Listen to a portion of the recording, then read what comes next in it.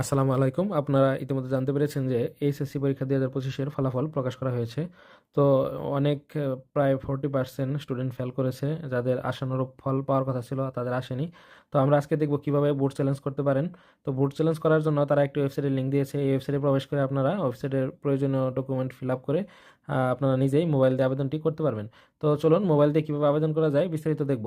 তো মোবাইল থেকে আবেদন করার জন্য আপনার গুগল ক্রোম ব্রাউজার অপশনে গিয়ে এই যেখানে যে লিঙ্কটি দেখতে পাচ্ছেন http://rescrutiny.edu.board.result.gov.bd এই এই ওয়েবসাইটটি আপনার এই যে আমি ইন্ডিকেট করে দিচ্ছি এই এইটুক টাইপ করবেন।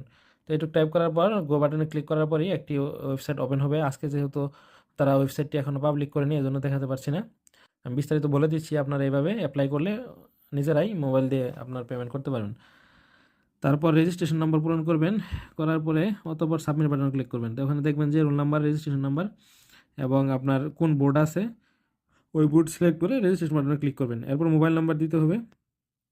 মোবাইল নাম্বার দেওয়ার পর আপনার পুনর্নিরীক্ষণে ফলাফল প্রকাশিত হলে এই নম্বরে SMS পাঠানো হবে।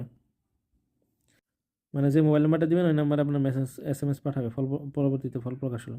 পরবর্তী স্ক্রিনে শিক্ষার্থীর বিষয়ভিত্তিক ফলাফল দেখা যাবে। এক বা একাধিক বিষয়ে পুনর্নিরীক্ষণের জন্য নির্বাচন করে ফি প্রদান করুন। পরবর্তী স্ক্রিনে আপনার সব কিছু রেজাল্ট দেখানো হবে। আপনি যেটির জন্য আবেদন করতে চান সেটির জন্য ক্লিক করে সেটি সিলেক্ট করে পেমেন্ট করতে পারবেন। তো প্রতিটি পত্রের জন্য আপনার 150 টাকা করে কাটা হবে। দ্বিপত্র থাকলে, যেমন বাংলা প্রথম পত্র, দ্বিতীয় পত্র, এদের ক্ষেত্রে আপনার দুটি পত্রে আবেদন করতে হবে। পরবর্তী স্ক্রিনে প্রদত্ত ফি এর পরিমাণ দেখা যাবে আর কি। পরবর্তী স্ক্রিনে আপনার পেমেন্ট অপশন পাবেন, সেক্ষেত্রে পেমেন্ট করতে পারবেন বিকাশ, রকেট, নগদ অথবা টেলিটক সিম দিয়ে।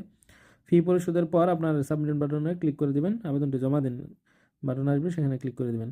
তো এই প্রসেসটি এইটুকুই মূলত কাজ, আর কোনো কাজ নেই, খুবই সহজ। আপনার ওয়েবসাইটে প্রবেশ করলে নিজেরাই করতে পারবেন।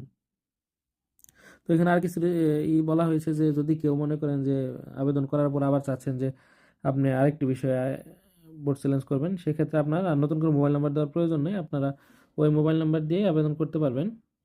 এবং এছাড়া ফি পরিশোধের আগে যদি আবেদন পরিবর্তন বা পরিমার্জনের প্রয়োজন হয়, সেক্ষেত্রে মুছে ফেলুন বাটনে ক্লিক করে নির্বাচিত বিষয়গুলো যেগুলোর জন্য এখনও ফি প্রদান করা হয়নি প্রত্যাহার করা যাবে। অতএব ফি প্রদান করার পরে কিন্তু আপনারা চাইলে আর আবেদন চেঞ্জ করতে পারবেন না। অতএব ফি প্রদান করার আগে আপনারা আবেদন চেঞ্জ, বাতিল যা কিছু করার করে নেবেন।